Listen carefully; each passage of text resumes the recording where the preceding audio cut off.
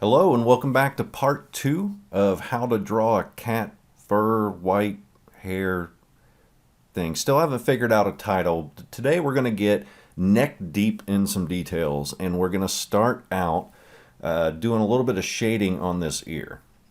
So the first thing I'm going to do is I want to take a dirty Q-tip and I'm going to jump up into the part of the ear that has a lot of crossover hairs, a lot of crossover fur. You can see those horizontal white lines that go across.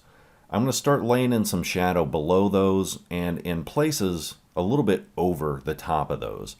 So the things that we're doing right now with this dirty Q-tip, and let me explain how to get that dirty Q-tip first. If you've seen my other videos, this will be old information. So all I do is scrub extra soft charcoal onto a scrap piece of paper, just scribble it in and make a nice big fat blob of extra soft charcoal.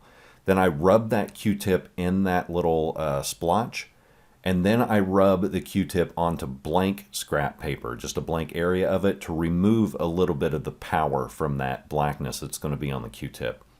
Then I can jump up into the drawing and just start scrubbing and mass shading. Because I'm using more surface area on the Q-tip, it means that I can not only shade larger areas quickly, but also it's a softer form of shading. It's lighter than using a pencil or a blending stump, and it's softer. It has softer edges because the Q-tip itself is softer. So I'm going to go up into the ear and just start kind of laying in some blobs where the shadows are the deepest, and I'm trying to mimic the shapes that I see in the original photo.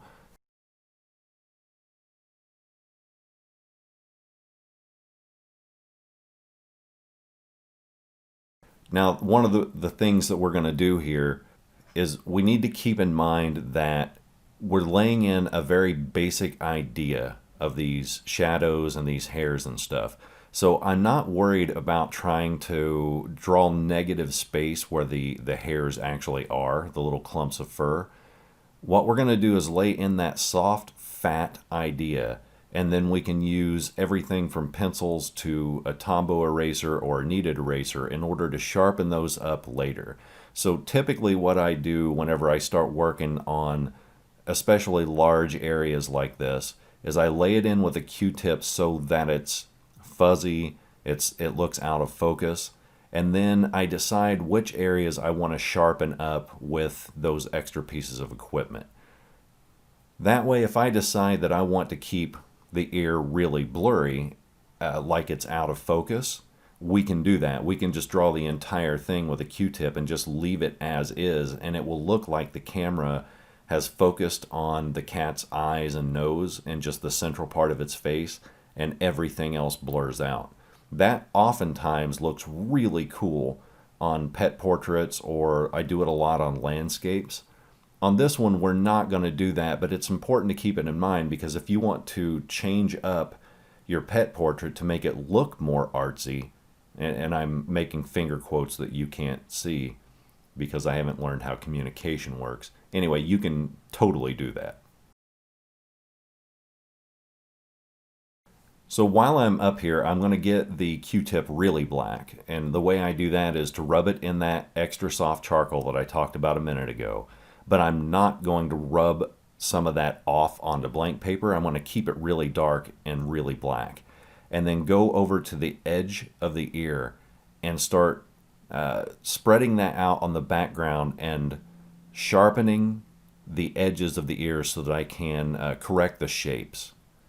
So as you can see, the more I lay that in, the better the outside shape of the ear becomes, and it's starting to become a little bit more focused.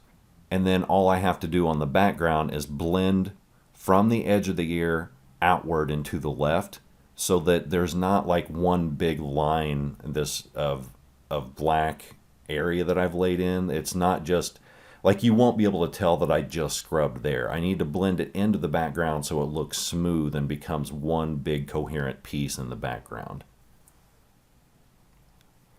Now we're going to take a blending stump, and this is fairly dirty as well, and all I'm doing is sharpening up these areas that I just laid in. So I'm using the blending stump kind of like it's its own pencil.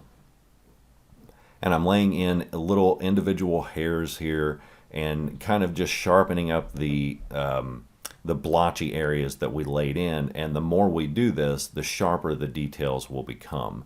And we're going to start defining things like individual clumps of hair. We're going to define that little ridge that happens on the outer edge of the ear on the inside. You can see me working on it here. And all I'm doing is kind of correcting the tone and the shape of that little shadow. Now, though I don't want to get extraordinarily detailed in this area, I do want to start to shape it to the point to where it's matching fairly well with the original reference photo. So in other words, I'm not going to pick up a pencil and start drawing every little tiny smudge and every little dot and every little individual hair that pops out across. I'm getting the basic idea done, and then as we draw, I want to refine this more and more and more. So if you ever take anything away from my videos, take this. Start with the basic idea of an area first, and then start to refine and modify that as you draw. And the reason that I do that is because if I were to draw this cat's entire face, there is an initial kind of reaction to sign it, spray it, and let it go. That's it. But if I let that drawing sit and I don't look at it for at least an hour, if not overnight, and I come back, I'm going to see tons and tons of details that need corrected, modified, refined. And so that's one of the reasons that I draw in the basics now and refine later, because I'm always going to find things that need to be improved in a drawing. So if I start out with that frame of mind whenever I start a drawing, I'm not going to get frustrated later down the line when I realize something's not quite right with it. And so I'm constantly in a state of mind of lay it in, refine it later, and then I'm constantly refining and modifying different areas throughout the entire piece. So there's oftentimes going to be, you'll see where I start to work on the body of the cat later, and then I'll jump up into the ear and fix something. Then I'll work on the collar for a little bit, then I'll jump back into the face and darken up another area. Constantly do that. Now, it sounds tedious, but remember, this entire drawing from front to finish only took about 5 hours. I think it's on video, it is like 4 hours and 45 minutes if you take out all the breaks and stuff that I took in this piece. So it's only tedious if you let yourself be mentally locked into the idea that it's tedious. That's one of the reasons I jump around so much, is to prevent that tediousness. Anyway, I'm rambling again.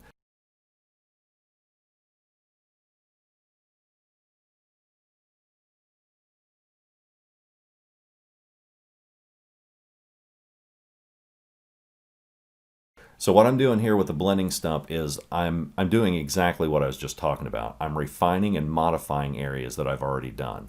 I'm sharpening up that negative space with a blending stump by very, very lightly shading in the sides of that negative space and starting to bring the background in closer and closer around that little negative space whisker that I have there.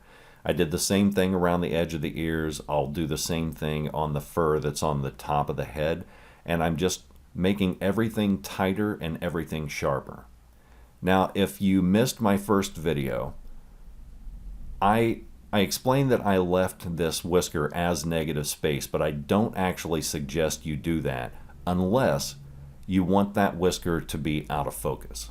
If you want it to be out of focus, then this is the way to make it look blurry, like the camera didn't focus in on it in the first place. It makes it more quote-unquote artsy. If you're wanting to draw a sharp whisker, then what we would do is fill in that entire background. Then after we're done with all the rest of the drawing, we just take a Tombow eraser and draw a nice swoopy little line there. And the Tombow eraser will take away the charcoal there and make a perfectly sharp, very crisp whisker that doesn't fade, it doesn't have a blur to it. So what you're seeing me do there, that all boils down to I made a mistake. I didn't quite know if I wanted that to be blurry or sharp.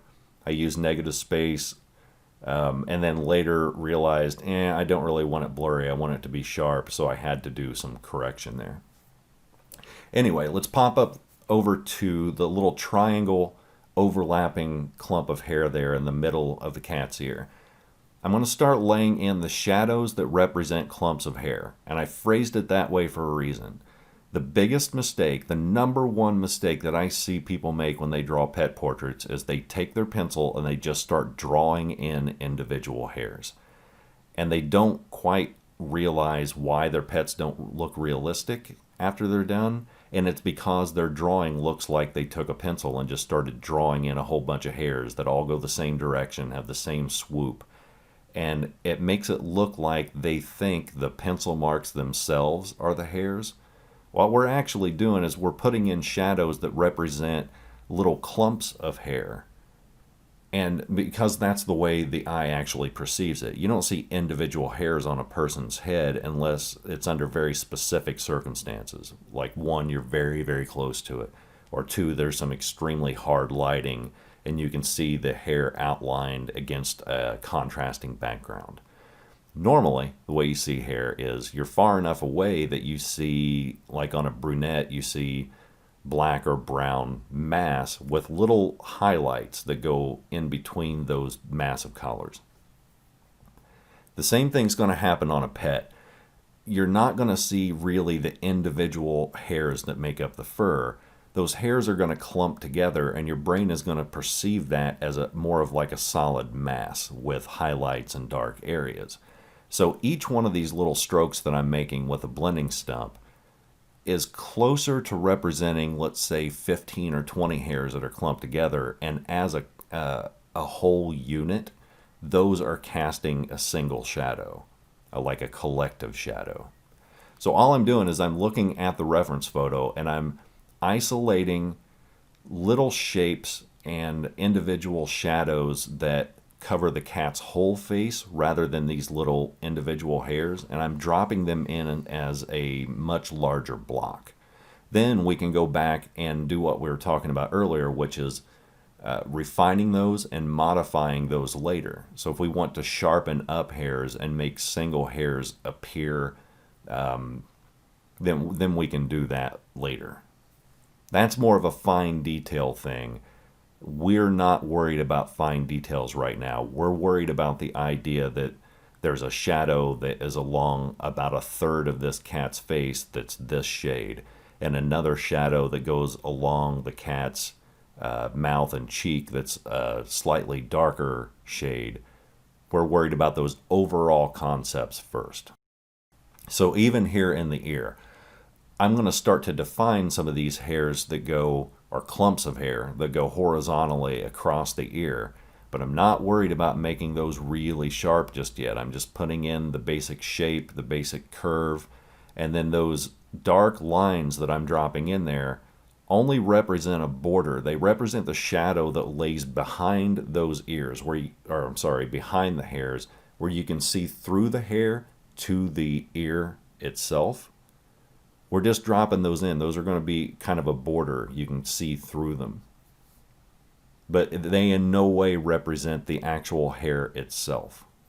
Now down here on the bottom part of the ear, I've made kind of a vertical set of shadows that go upward using the blending stump. Then I'm going to go back with a Tombow eraser and erase from the white area on the top of the head into that shaded area. And that's going to make it look like white hairs from the cat's head itself have poked up and are covering that shadow. We're going to use that same concept throughout this drawing once we get toward the end, and we're going to start having little individual hairs poke out from all over the cat and overlap the background. That's one of the things that's going to add a massive amount of realism to this drawing. It's going to make it look sharp and less like blocks of shading and more like we took the time to draw individual hairs, even though you and I know that we did not do that. Now there's this area that's kind of a hook highlight along the edge of its ear with a shadow that lies behind it. Right now I know that that shadow needs to be way darker, but I'm not concerned about refining that just yet. What I'm concerned about is getting the shape of that shadow right and making sure I don't really draw anything in that little hooky highlight up there. All I need to do is get the shape correct, and again, we will refine that later.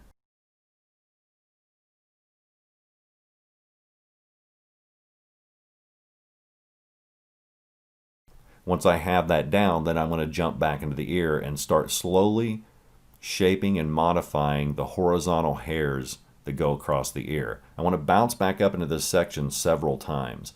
One of the reasons I keep going back and forth is because as I refine one area, it's going to dictate how another area looks. So if I get one area really dark, then by comparison, it's going to make another area look really light, and vice versa.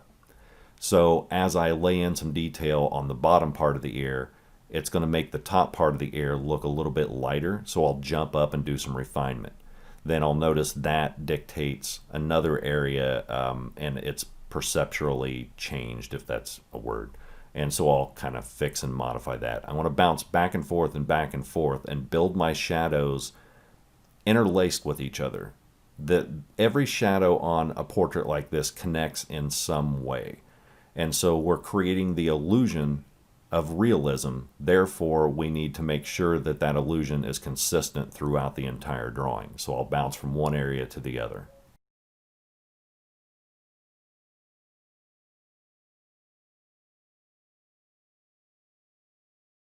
Now I'm going to jump into that little triangle section of hair and use my Tombow eraser to drop in just a couple highlights in order to sharpen those up. Remember, those are just clumps of hair, not individual hairs, so I'm not going to start getting crazy and particular and exact with those. I just need the idea of those to be in there, but slowly we're going to sharpen those up. Now I can pick out little highlights that happen to go into the cat's face itself. There's little clumps of hair that leave thin line shadows across like its forehead. I'm going to go across those and start laying those in little bits at a time just to kind of give myself a roadmap to go by.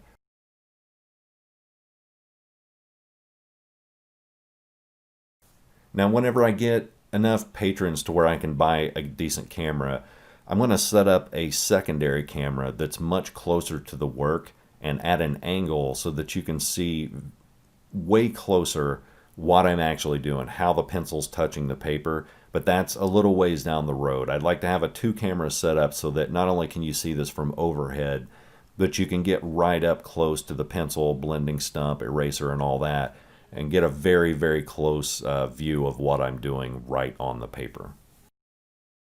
Now, while I'm in this area, I'm going to grab a Tombow eraser, and you can't even hardly tell it on this video, but a very, very light strokes. I'm going on the outside ridge of this ear, or the edge of the ear, and I'm pulling out tiny little hairs that overlap into the background. Some of those hairs are so small you won't even be able to see them. They're like a fraction of a millimeter. Others will have little stray hairs that are pretty obvious, and they could be a quarter of an inch long or longer that pop out into the background. And these are just kind of the beginning details of sharpening up this area. So once I've got those in place, I'm going to go back into some of these shadows and start to refine these just a bit with a blending stump. But I have to kind of stop myself before I get too detailed.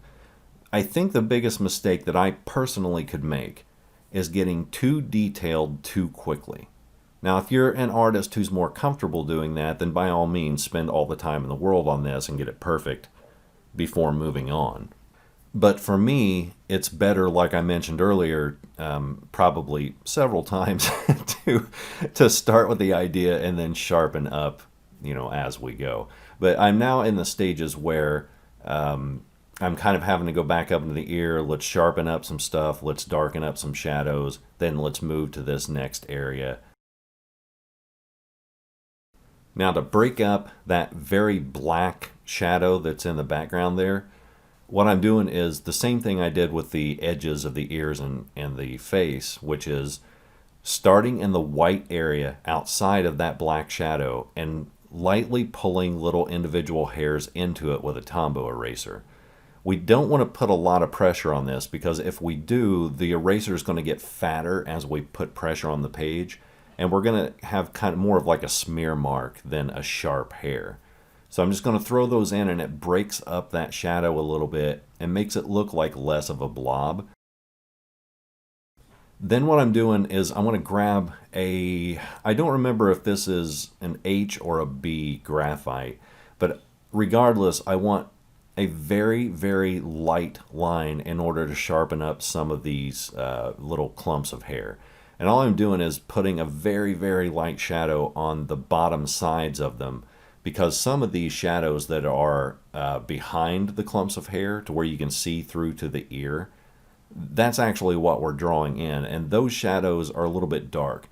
If we do that with the blending stump, they're going to be too fuzzy and too soft. And so all I'm doing is just adding a tiny bit of definition here. You could actually entirely skip the pencil part and do it with a blending stump. If you do, what you're going to do is drop it in the same way I'm using with the pencil, and then you got to go back in with a Tombow eraser and clean up the edges to kind of sharpen them up. I'm just doing it this way because I'm starting to get into detail mode mentally. And so I'm starting to add a lot of fine detail refinement to this area. Now when we get down to the cat's body and even in the face, I don't think I use a pencil again for any part of that fur, because the fur from the face on down is more, it's softer, it's fluffier, and we don't really see defined hairs. But the biggest thing in this area is that the pencil is kind of a way for me to create separation between these masses of white.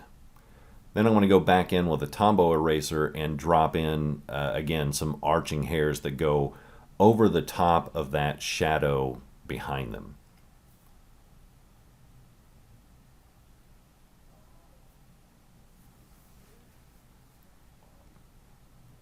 Now you can already tell that the shadows I have on my ear are much, much lighter than the way they appear in the picture. That's actually not a by choice type of design. I just haven't darkened it up yet. I don't think I ever actually match that level of darkness because I think at one point I get to where the ear is dark enough for me, and I leave it that way because it adds some sort of dimension, but we will go back into this later and darken up those shadows on the base of that ear, on that large flat area that faces us. That will also make those hairs that I'm working on now pop out more because they'll have a dark background to sit on. Now, if I would have been smarter when I started this ear, and this is what I would recommend you do, I would drop in that background first, the dark shadow background on the main part of the ear. I would drop that in first and then erase in the hairs over the top of it. Had I decided to do that first, I would have made things much easier on myself, because now when I have to darken up that mass area, I have to be careful around these hairs that I've drawn in. And I also have to re-erase those parts, because whenever I'm adding darkness to that area, it's going to be impossible for me to not overlap those clumps of hair. If I ever do a drawing where I don't eventually think, man, I should have done it this way, I'll be surprised. I've been doing this since 1976, 1978, and I still find myself thinking, man, I should have done it this way, or it would have been way easier to do it that way. I'm always learning things about the craft. I think if I ever got to the point to where I wasn't learning things about the craft, I think I would get bored.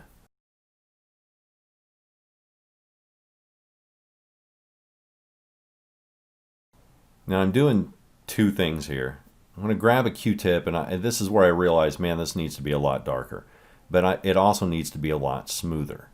And so I'm using a slightly dirty Q-tip, and I'm kind of lightly scrubbing these areas, and that's going to do both of those things at the same time. It's going to darken it a little bit, just a tiny bit, and it's also going to do a lot of smoothing. And you can see what I was talking about earlier.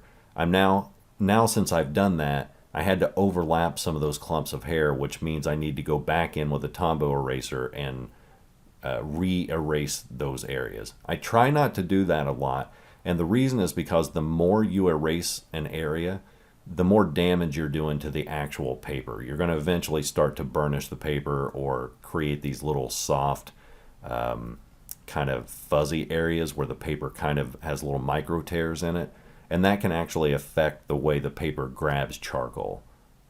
You'll have these little splotches of charcoal where you erased. So I'm always trying to, whenever I erase, use the lightest touch I can to get the job done so that I don't damage the paper in the process.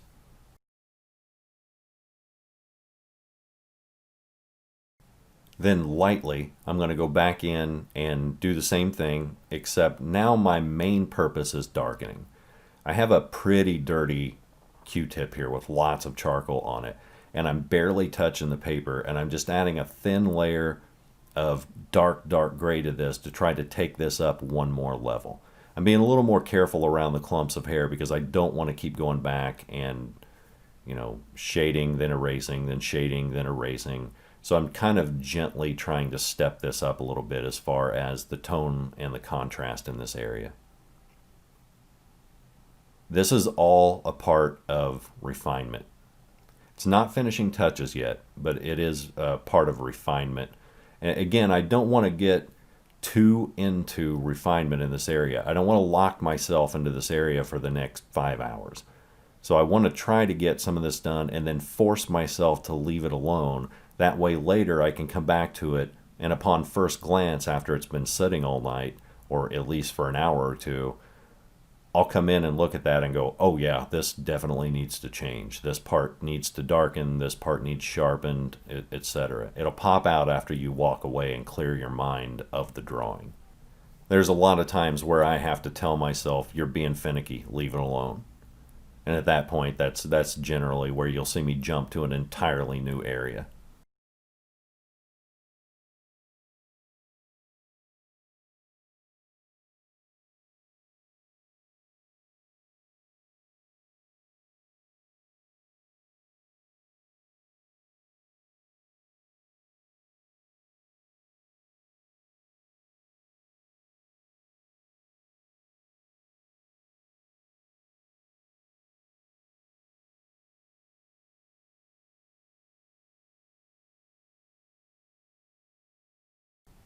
Now using a blending stump, I can go over the edges of this ear the way I did with that Q-tip earlier to sharpen up the edges. And then I'm going to use the same blending stump and do the same thing around the clumps of the hair. I'm just going to use like a mid-tone and drop those in along the edges in order to darken up the shadows that lie behind them. It's just a way for me to get a little bit of a sharper, more refined edge along the edges of those clumps of hair.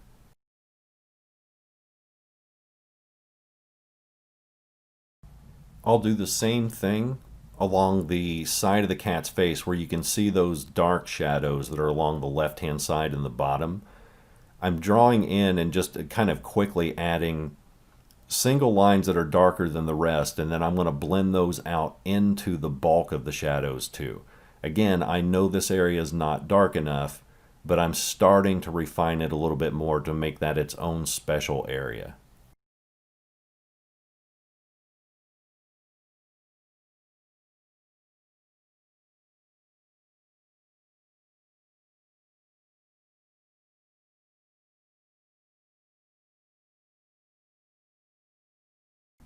Now here's where I'm telling myself, you're being too finicky, let's start on another thing. So I isolate a set of shadows that's down below that triangular clump of hair, and I'm just going to quickly lay those in. Those are diagonal and close to vertical lines that go up into that triangle. And a lot of those, there's maybe, let's say there's a dozen of those little single lines. I'm laying those in quickly in order to give myself a landmark. And then it's like I tell myself, like I was talking about earlier, move on, get another section of this done, because you're going to get finicky, you're going to stay in this area too long, and then you're not going to be able to see the forest for the trees. So I decided to jump over and do the right ear. That way, so let me explain it like this. Notice the right hand side of the cat's face is mostly white. There's going to be a lot of negative space in that area.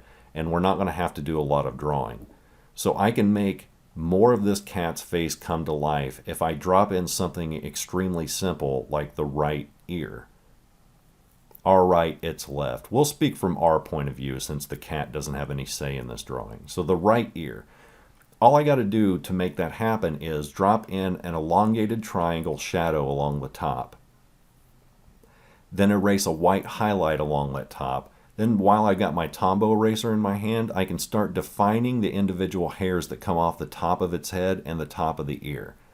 And that's just simple, light, very light, upward strokes, and I make them quick so that they can be sharp. If you do these really slow, your lines are going to be kind of squiggly. But if you do just quick little flicks of your finger, it's going to create thin, sharp hairs. Now we're going to do the opposite on the bottom side of the right ear. We're taking a Q-tip and adding in clumps of hair kind of quickly and then shading out the edges of it. So we're basically kind of extending the background into these clumps of hair. We don't worry that this is going to overlap some of the areas where, some of these hairs are going to be sharp. All we're doing is laying in the idea because we can sharpen those up with a Tombow eraser and a blending stump later. But look how much better the shape looks whenever I start even using a big fat Q-tip like this in that area.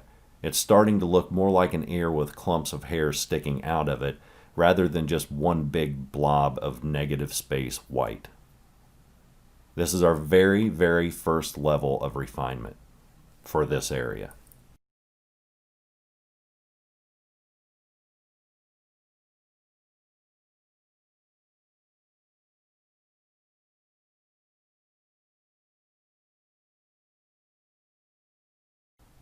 I'm still stuck on the idea of negative space here too for these whiskers. I'm trying to talk myself into using it, but I know in hindsight it's like, no, it was just a bad idea, man. Cover it up, use a Tombow eraser later, drop it in 2 seconds that way. Rather than trying to be finicky and draw around the hair, it's a bad idea.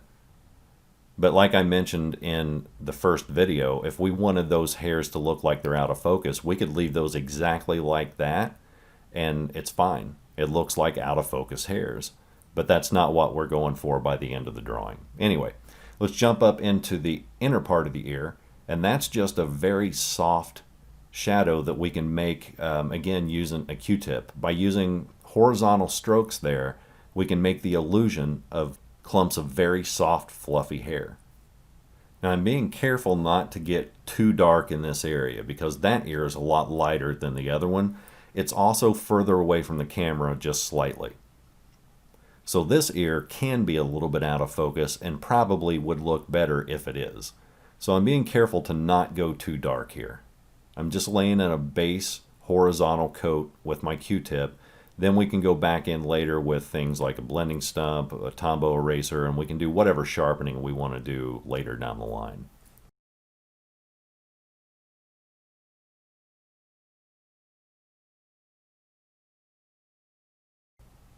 Now it looks like I'm scrubbing back and forth with the Tombow eraser, but I'm actually not. I'm going back and forth, but I'm only making contact there on my left-right strokes because that's where I'm the most comfortable.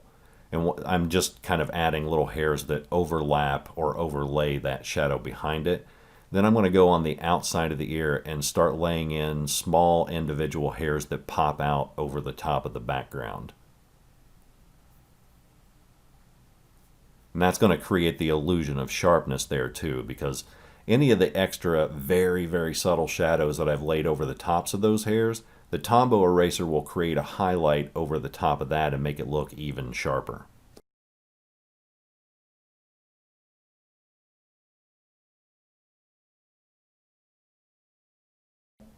Then whenever I overlap hairs into the ear itself, I start in the white area first and pull into the shadow of the ear, and that way it looks like the hairs overlap that background shadow.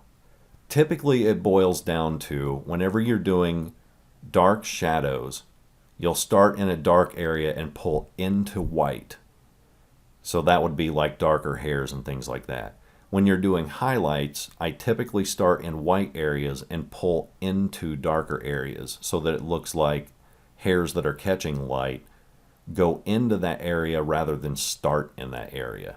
It just makes it a little bit easier to do it that way for me.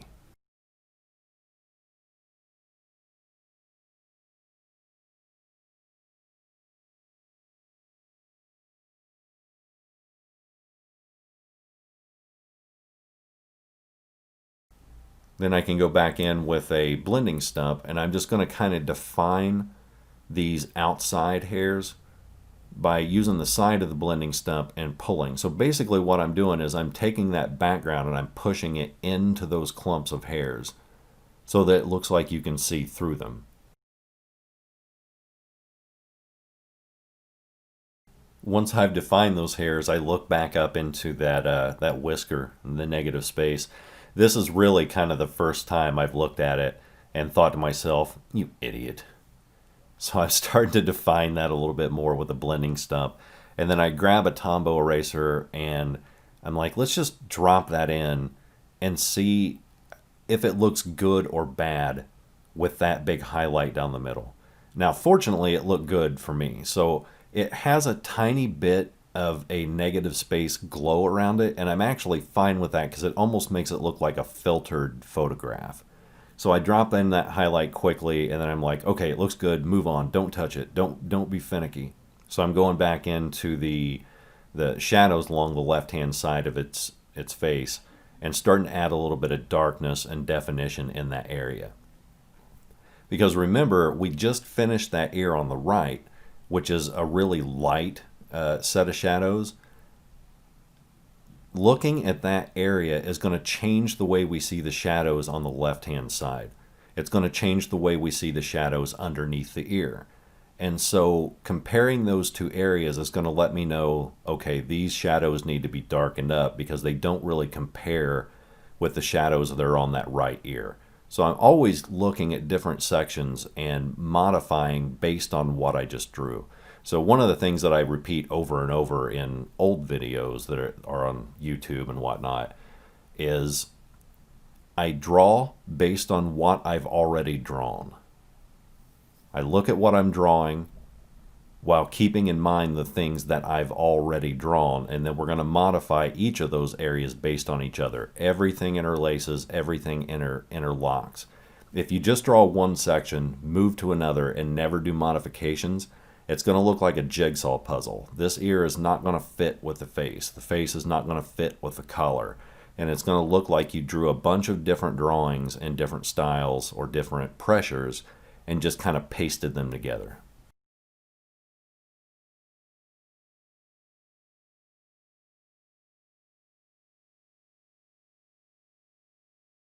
Here's an area where I wish I had that second camera so I could film at an angle and you can see how I'm modifying these hairs that come horizontally across that ear. Basically, I'm not touching the hairs themselves or the clumps of hair with a blending stump. I'm touching all the shadows that are behind them, and with a very light, quick mark, I'm just defining the edges. What I'm doing when I define those edges is not defining the hairs themselves. I'm defining the shadows that lie under them. That in turn is going to make the hairs pop out. And you can see that really well whenever we do this right ear.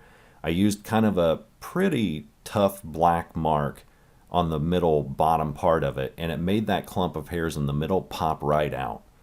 Then I'm going to go back into that top long triangle and do the same thing there. The more we do that, the more those hairs are going to come forward and look more 3D.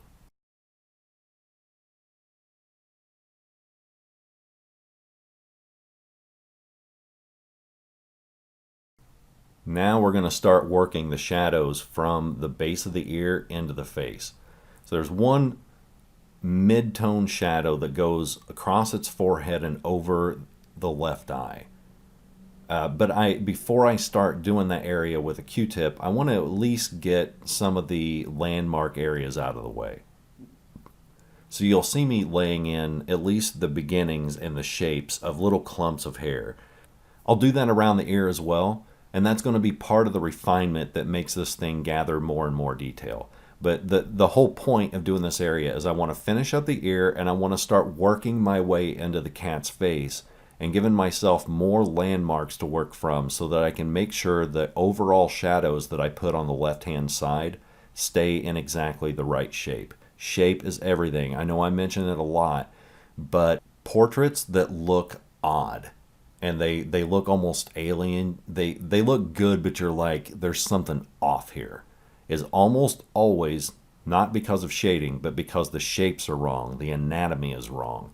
Now that starts with your initial outline, and I will try to do a video on that at some point, but I'm not sure how I want to teach that yet, because that is the part of art that takes the most time to learn, I think. It's being able to see a reference photo, process it in your head, and transfer that information to paper.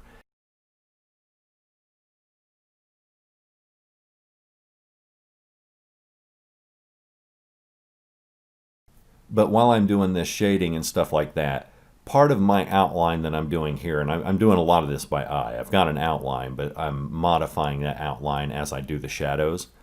Part of the reasons I'm putting in these little landmarks is to modify my outline and get straight in my head where I'm at in this drawing versus where I'm at in the reference photo.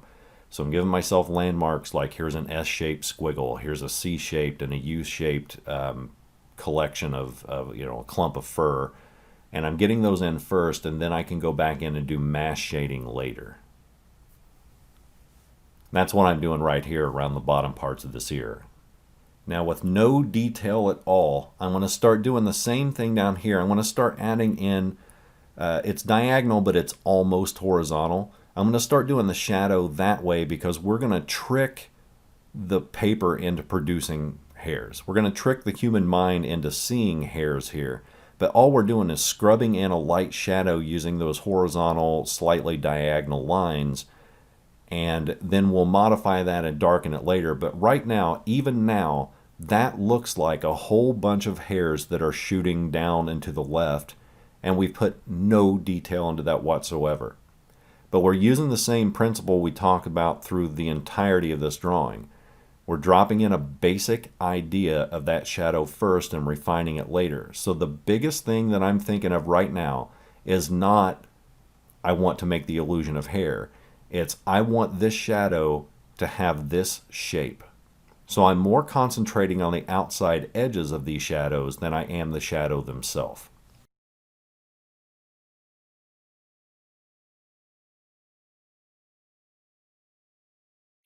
Now here's something that I find interesting, and maybe I'm the only one. If you didn't want to do full-on photorealism, you could do the fur of this cat in its entirety with nothing but a blending stump exactly the way I'm doing here right now, and it would still look cool. You could leave that the way it is and not refine it and just worry about, the level of shading rather than the fine details. It would still look good. So if you want to, I would almost say I would practice doing one of these with just a blending stump first, just so you can get used to handling a blending stump, because it's extraordinarily important in charcoal drawing. It is more important than your actual pencils to learn how to use a blending stump. And I would say the same thing is true in graphite drawing. But it may be worth it to do, maybe take a couple of hours and draw a cat or a dog or whatever has fur. Heck, it even would work with humans. And draw as much of it as you possibly can using nothing but blending stumps. And don't worry about it looking picture perfect. Worry more about, are these shapes right? Is the tone right? How am I handling my blending stumps? So like right now, as I'm doing these horizontal strokes and adding in these little clumps of hair, I'm holding the blending stump from the side. It's setting horizontally in my hand, because I know that whenever I do that, I can make stabbing motions and use my whole hand to make those cross strokes. Then whenever I do vertical strokes, I hold it more like a pencil, because I make vertical strokes more controlled whenever I'm holding that like a pencil. So there's multiple ways to hold these things, and I never consciously think about any of them. I just do it because I've used Blending Stump for so long and I've practiced this art for so long that it just becomes muscle memory. Now, if you can't afford blending stumps, which they're only like $1 or $2 for like a package of, I think I got one for like 10 in a package for like $2-3.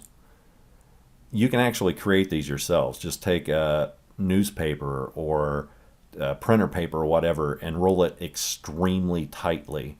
And there are YouTube videos showing how to make blending stumps out of just scrap paper. That's all these are. It's rolled up paper.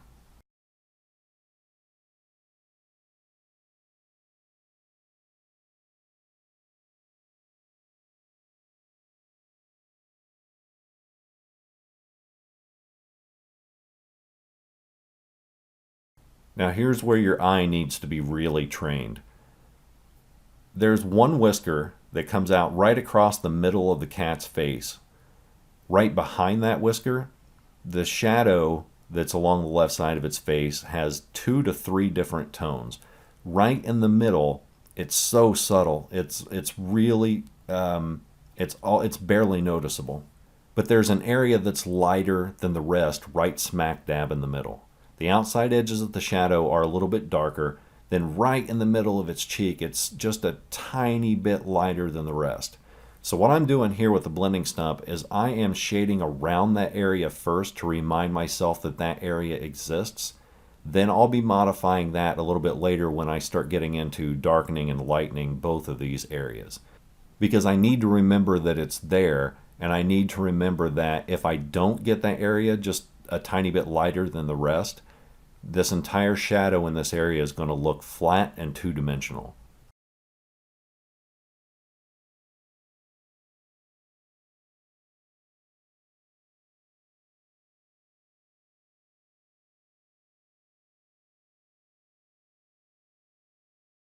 So now we have at least the basic shapes of these shadows in place. Again, not worried about details here, just want the shapes in place and the basic idea. And then in part 3 and part 4, we'll get into refining these areas, sharpening them in places, making them blurry in others. But we'll get into that in part 3 and part 4. I think this is a pretty good place to stop, and I will see you on the next video. Thank you so much for watching.